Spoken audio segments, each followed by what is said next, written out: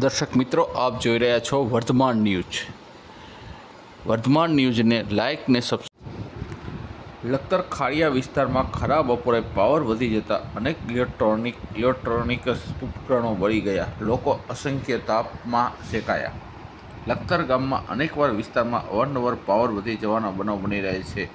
લખતર ગામમાં વડવારી શેરી, નવાફળી વિસ્તારમાં, બ્રહ્મપોળ વિસ્તાર સહિતના વિસ્તારમાં પાવર વધી ગયાના બનાવ બનવા પામ્યા છે. સાથે આ બધા વિસ્તારમાં ઇલેક્ટ્રિક અને ઇલેક્ટ્રોનિક્સ ઉપકરણો બળી જતા લોકોને આર્થિક માર સહન કરવો પડે છે. ત્યારે આજે લખતર ગામના લક્ષ્મીપુરા વિસ્તારમાં બપોરના સમયે અચાનક પાવર વધી જતા આ વિસ્તારમાં ઇલેક્ટ્રિક પંખા, ફ્રીજ, ટ્યુબ લાઇટ સહિતના અનેક ઉપકરણો બળી ગયા હતા. ત્યારે હાલમાં વરસાદ પડવાના બદલે અતિશય ગરમી પડી રહી છે. ત્યારે બપોરના 2 વાગ્યાથી પાવર બંધ થઈ જતાં લોકોને ગરમીથી બચવા ઘર બહાર આવી જવાની ફરજ પડી હતી.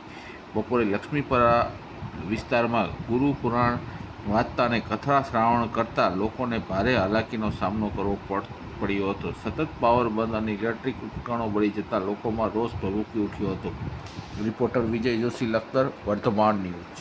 મારું નામ વૈશાલીબેન મહેશભાઈ મકવાણા છે. હું લક્ષ્મીપુરા શેરી નંબર 5 પાંજરાપોર સામેથી બોલું છું. આજ રોજ અમારે લગભગ 2 વાગ્યાથી 2 વાગે પાવર વધારે પડતો આવવાથી અમારા પંખા બળી ગયા છે. શેરી નંબર 5 અને શેરી નંબર 6 બધા વિસ્તારમાં પંખા લગભગ એક ઘરમાંથી 2 પંખા બળી ગયેલા છે. તો હવે સરકાર આગળ તમારી શું માગણી છે? અમે હવે આ બધું આવી રીતે જો વારંવારથી પહેલાં બી આવું થયેલું છે તો વારંવાર આવું થાય તો અમારે શું વિચારવાનું? હવે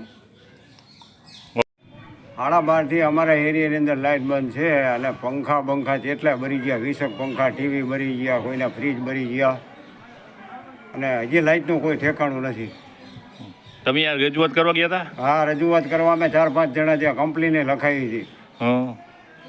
હજી પણ તમારા વિસ્તારમાં લાઇટ ચાલુ નથી થઈ ચાલુ. તો હાલમાં ગરમી એટલી બધી પડે, તમે શું કરો છો? બહાર બેઠા શેરીની અંદર, બહાર રખડવી છોકરાને લઈને બધાને.